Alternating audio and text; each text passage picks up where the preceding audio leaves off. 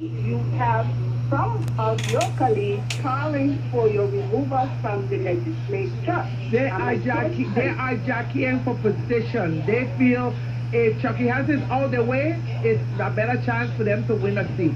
That's what it is. Because you can't be tough a 70-year-old woman and then start nonsense about Chucky needs to be removed from the legislature. All the people will find out that you beat up the 70-year-old woman. Okay? So I know tell us, Senator Gitten, about that. Yeah, I wasn't calling you. Hold on. Wait, hold your thought. What you said, Attorney Rohn? I said, yes, the case against Senator Gitten is now in front of Judge Wilma Lewis.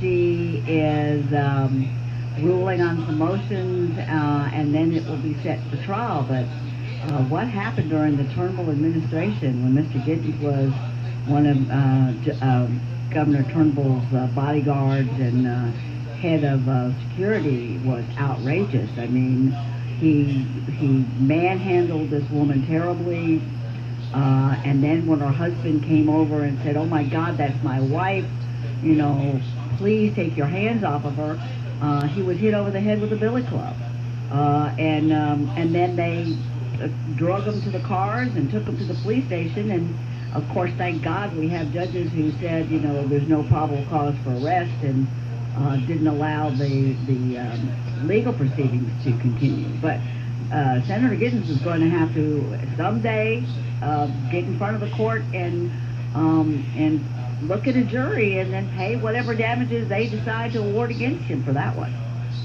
So this is a criminal or a civil matter? It's a civil matter. It was brought by, the teachers were protesting because their pay had been docked at the same time that the government was spending more money on pretty frivolous things in the executive branch. And so they were exercising their constitutional right to protest at the inauguration the cutting of their salaries.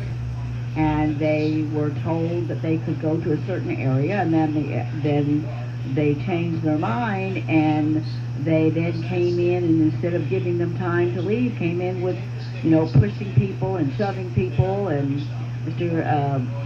Gittens was a police officer at the time, and he attacked my client, who was an elderly woman, pushed her to the ground, and then the police, when the husband came up, the husband was hit over the head with a billy club. Wow. Just outrageous for teachers who you know, give so much to our community. It's just horrendous.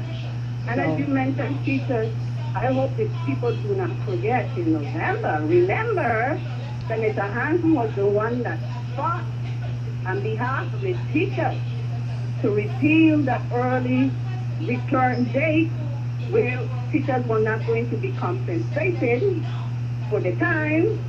And not only that, I hope they remember who fought for the $5 million in the Hovensa deal and who were against teachers, the same senators who are trying to voted against the repeal. Legislature.